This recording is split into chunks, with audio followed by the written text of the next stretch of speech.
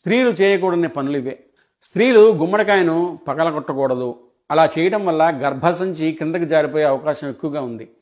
స్త్రీలు రాత్రిపూట గాజులు కమ్మలు తీయకూడదు. చనిపోయిన ఇంట కార్యానికి వెళ్ళి తిరిగి వచ్చేటప్పుడు వెళ్ళొస్తాం అని చెప్పకూడదు. దుఃఖం విచారించడానికి వచ్చిన వారిని ఇంటికి ఆహ్వానించకూడదు. అలా చేస్తే పరోక్షంగా మనం అశుభములు కోరుకోవడానికి నాంది అవుతుంది.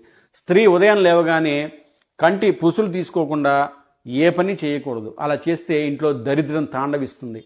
ఉదయం ఏ వంటకం అయినా సరే పొయ్యిని శుభ్రం చేయకుండా స్నానం చేయకుండా మొదలు పెట్టకూడదు.